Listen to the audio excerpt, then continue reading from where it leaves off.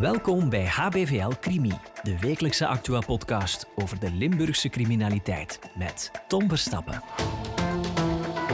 2026 belooft weer een druk jaar te worden voor onze rechtbanken. Van zedenzaken achter gesloten deuren tot omvangrijke drugsdossiers met miljarden euro's aan drugsgeld. Samen met rechtbankjournalist Geert Hoube blikken we vooruit op de meest opvallende zaken in onze provincie die dit jaar voor de rechter zullen komen. Geert Hoube, het is een goed moment om te kijken naar wat dit jaar zal brengen. De eerste zaak, dan moeten we teruggaan naar vorig jaar. Het is een zaak die we in 2025 al behandeld hebben. Daar gaat dit jaar een uitspraak in komen. Dat gaat over een 54-jarige man die zijn vrouw zou verdoofd hebben om haar vervolgens te verkrachten. Vertel eens even, waar gaat die zaak juist over? Ja, dat klopt. Dat is eigenlijk het eerste, meest spraakmakende vonnis van het jaar. Dat wordt nu vrijdag uitgesproken. Er zullen er wel veel spraakmakende vonnissen zijn, maar we proberen hier een kleine greep uit het aanbod te geven. Dat gaat inderdaad over een zonovenaar.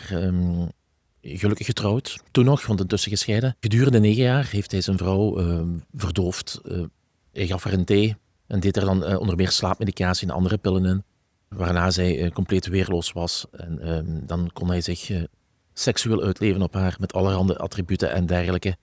Dat bleef maar duren. Die vrouw was dan 's ochtends heel ziek, had blackouts, wist niet wat er gebeurd was. Na verloop van tijd begon ze dan toch wel verbanden te trekken. Iedere keer als haar man weg was geweest, de avond voordien, voor zijn hobby's of wat dan ook. De dag erop voelde zij zich goed, had ze geen problemen daarmee. En ja, ze begon het zowat verbanden te leggen, zoals ik juist zei. Toen heeft ze ook urineonderzoeken laten doen. En ja, die brachten aan het licht van, hier zit van alles in uw urine wat er niet thuis hoort. Die slaapmedicatie, andere pillen die eigenlijk van hem waren. Hij gebruikte die medicatie, maar dan uiteraard in mindere mate. Ja, en dat is ook eigenlijk het startsein geweest voor de vrouw om de man op straat te zetten.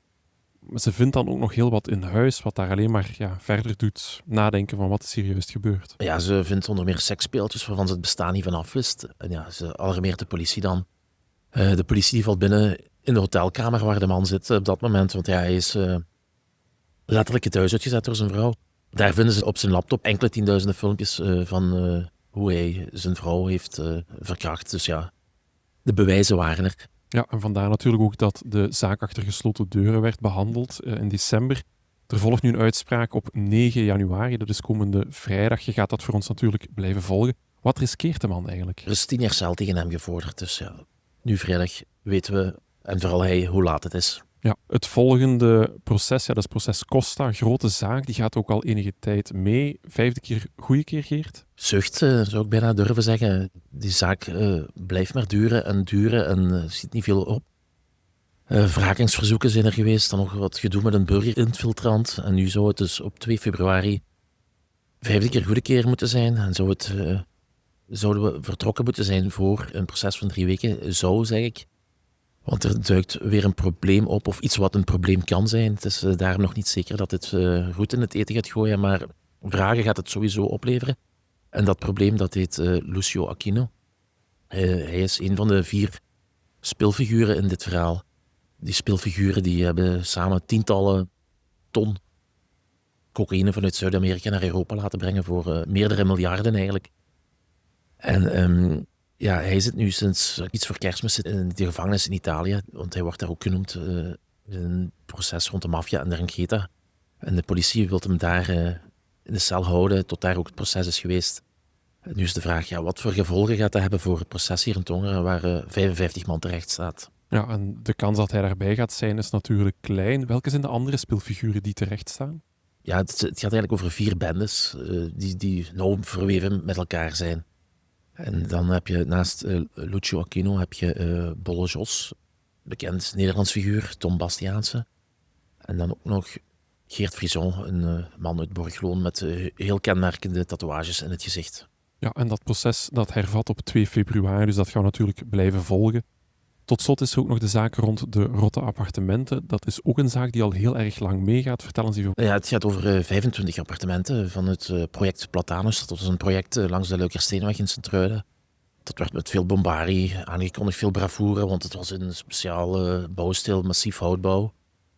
Ja, er werd de bouwstijl van de toekomst en dergelijke meer werd er allemaal over gezegd. Maar die platen en panelen die bleken toch niet zo toekomstbestendig te zijn. Die waren rot door allerhande factoren. Met als gevolg dat die huizen onstabiel waren. Er waren scheuren in de plafonds, die vloer begon door te zakken en dergelijke meer. Ja, het was onveilig en ze zijn onbewoonbaar verklaard. En de bewoners die zijn van de ene dag op de andere hebben die hun woning moeten verlaten. Ze stonden op straat. Ja, en natuurlijk veel van die bewoners, eigenaars van die appartementen, die betalen vandaag natuurlijk gewoon hun lening verder af. Ja, dat zorgt dat het ook een heel erg emotioneel beladen zaak is. Ja, dus de vraag is eigenlijk, wie gaat dat betalen? En die vraag wordt doorgeschoven naar de ondernemingsrechtbank hier in Hasselt, die daar een antwoord op zal moeten formuleren over wie en hoeveel en dergelijke meer. Geert, naast de zaken die we vanuit 2025 meegepakt hebben naar 2026, zijn er ook een aantal nieuwe zaken. We hebben er natuurlijk maar enkele geselecteerd. De eerste die toch wel opvalt is de zaak rond Gino S., een 50er. Vertel eens. Ja, die zaak komt deze maand voor de politierechtbank hier in Hasselt. Dat gaat over een koppel, Gino S. en zijn vrouw Felicia. Zij zijn nog maar 3 maanden getrouwd. Het is een nieuw samengesteld gezin van een man uit Sint-Truiden en een vrouw uit Diepenbeek. We gaan al terug naar september 18, dus want het sleept al lang aan. Ze komen die dag terug van een dagje Ardennen. Het is rond middernacht en ze besluiten om nog even aan de Tuikrabelbrug hier in Hasselt te stoppen, want dat is een plek die voor hen wel veel betekenis heeft. Daar hadden ze een eerste date, het begin van de romance, maar de romantiek is vrij snel al vervlogen, want na 3 maanden wil zij er een punt achter zetten. Zij wil de echtscheiding aanvragen. Op het eerste zicht lijkt dat om een accident te gaan, waarbij dat ze op 28 september rond middernacht in het water belanden met de auto. Gaandeweg blijkt dat toch niet helemaal te kloppen. Er worden vragen gesteld in alle geval. De romance of een plekje van weleer, dat verlieten ze dan. En toen zijn ze inderdaad met de wagen in het kanaal gereden, in het Albertkanaal.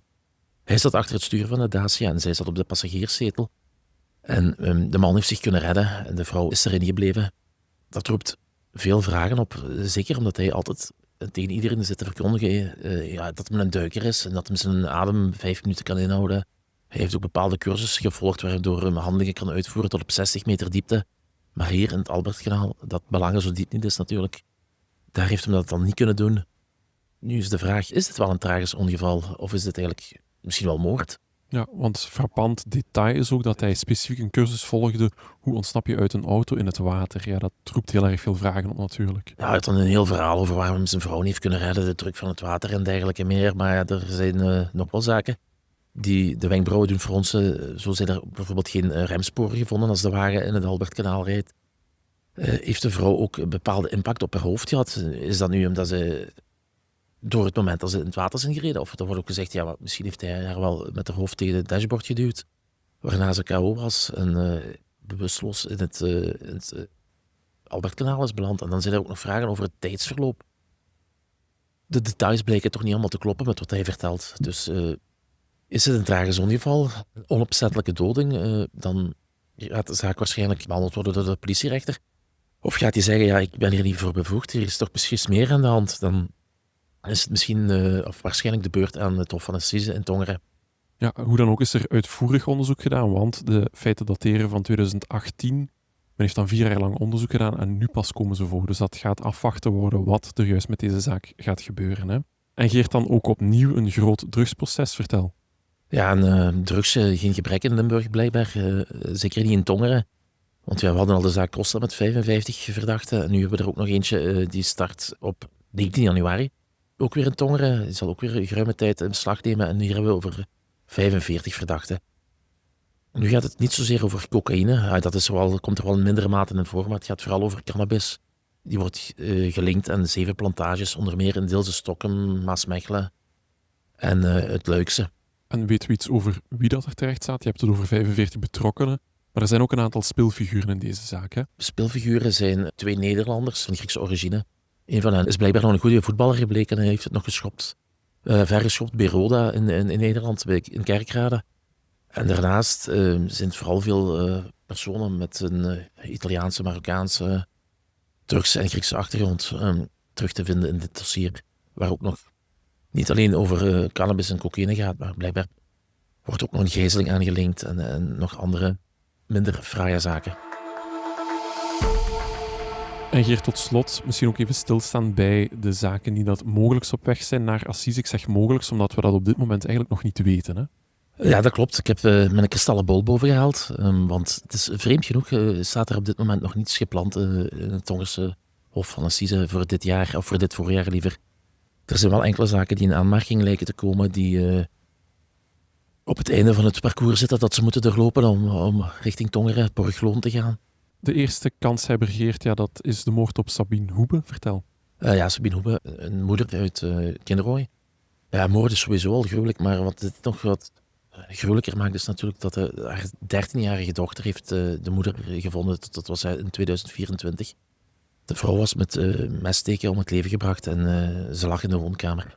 En al vrij snel komt de 41-jarige ex-partner Kurt B. in het vizier van de speurders. Hoe komt dat eigenlijk? Ja, hij komt vrij snel in het vizier, omdat er was al meermaals amok geweest met hem. Het was blijkbaar een gast die haar stalkte, bedreigde, belaging. Het hele pakket wat niet fraai is van iemand die moeilijkheden heeft met een relatie die ten einde is gekomen. En nu zit hij vandaag in de cel en zal hij de beschuldigde zijn wanneer dit voor Assise komt. Dus dat lijkt inderdaad op weg naar Assise. Dan is er natuurlijk nog een andere grote zaak die al voor Assise is gekomen. Dat gaat over de ontvoering van de 13-jarige Renan uit Genk. Dat blijkt nu terug naar Assise te gaan. Vertel eens, hoe komt dat eigenlijk? Het komt sowieso een tweede keer voor Assise en wie weet zelfs een derde keer. Het gaat over dus de ontvoering van Renan in 2020 in april. Toen 13-jarige gast werd ontvoerd uit de woning. De ontvoerders vroegen losgeld. 5 miljoen euro. We hebben uiteindelijk iets van een 350.000 euro gekregen in cash, goud en juwelen. De ontvoerders eisten 5 miljoen euro. Renan zou uiteindelijk 42 dagen ontvoerd blijven. Wie stond eigenlijk terecht initieel? Ja, er stonden meerdere beschuldigden terecht. De bekendste was de Mazekse moslim-extremist Khalid Bouloudo. Die heeft 29 jaar gekregen. Maar er waren er ook 3 personen die waren afwezig, zeg maar voortvluchtig. Dat gaat over de Antwerpse broers Lactit. En dan nog Gulan Yildirim uit Zutendaal. Die laatste die is vandaag de dag nog altijd verschwonden, om het zo te zeggen. Vermoedelijk zit hij in Turkije. Er wordt alles aan gedaan om die toch terug naar België te brengen. Hem op te sporen eerst natuurlijk, want ze willen dat proces opnieuw doen. Dat zal sowieso al gebeuren voor de broers Lactit. Ze hebben daar recht op een nieuw proces, omdat ze er vorige keer afwezig waren. Verstek hadden gegeven, als het ware. En dat proces zal opnieuw worden overgedaan van A tot Z. En de bedoeling is natuurlijk dat die Yildirim er ook zo bij zijn. Er is een beetje haast bij, want vanaf april, als alles goed verloopt, wijzigt het strafwetboek. En dan staat op de maximumstraf voor de gijzeling van een kind, zal dan niet langer 30 jaar staan, maar 20 jaar. Dus eigenlijk hoe langer het duurt, hoe beter voor de beschuldigden. Ja, inderdaad. Hoe langer ze wegblijven uit Assise, hoe lager hun maximumstraf kan zijn. En tot slot, zijn er nog andere zaken? We moeten natuurlijk met 2 woorden spreken, maar zijn er nog andere zaken waarvan je denkt dat die mogelijk op weg zijn naar Assise? Ja, er zijn er nog wel wat. We hebben onder meer 2 Tsjechische halfbroers in Neerroeteren, waar de ene de andere heeft doodgestoken. Maar hier hangt ook zo'n hele waas rond dit verhaal. En die waas wordt natuurlijk veroorzaakt door het druggebruik. Die mannen waren zwaar onder de invloed. Dus over het waarom weten ze niet echt. Waarschijnlijk was er ergens een vrouw bij betrokken. Maar ze weten het niet. Wat we wel weten is dat er iemand overleden is natuurlijk. En dan hebben we ook nog een zaak met 2 Poolse seizoensarbeiders. Eén daarvan is om het leven gekomen. En ook hier hangt weer zo'n waas rond hoe het gebeurd is. Maar alleen is het in dit geval niet drugs die het heeft veroorzaakt, maar alcohol. En dan tot slot, Geert, is er nog 1 zaak rond Nil Market. Vertel. Ja, mogelijk nog 1 zaak. We weten niet, kunnen er meerdere zijn of minder zelfs. Die zaak in Nil Market, dat gaat terug naar februari 2023. Dat is zo'n soort van buurtsupermarkt in Houtalen Oost. In het midden van de nacht, of om 1:30 s'nachts, zit de eigenaar met zijn secretaresse de boekhouding te doen. Boekhouding tussen aanhalingstekens zal ik het noemen. En er gebeurt plots een inbraak. En ja, hij komt er buiten. En er ontstaat een schermutseling. Waarbij de uitbater, de inbreker, doodstikt met een mes. En een zaak waar denk ik waar wel heel wat om te doen gaat zijn. Want ja, Wat was er meer aan de hand? Of was het een soort van zelfverdediging, zouden er veel in roepen? Of die man probeerde zijn eigendom te beschermen, maar ja. Of heeft hij echt gestoken om te doden? Dus ja, veel vragen die we mogelijk een antwoord gaan krijgen in Assise. En mogelijk is dat dit jaar al. Geert, je gaat natuurlijk voor ons blijven volgen als deze zaken al dan niet naar Assise zullen gaan. En je blijft natuurlijk voor ons alle andere grote zaken ook opvolgen. Wil je thuis op de hoogte blijven, dan kan dat via de HBVL-app. Dit was HBVL Crimi, de wekelijkse Actua-podcast over de Limburgse criminaliteit. Bedankt voor het luisteren. De credits van deze podcast vind je op hbvl.be of in de HBVL Nieuws-app.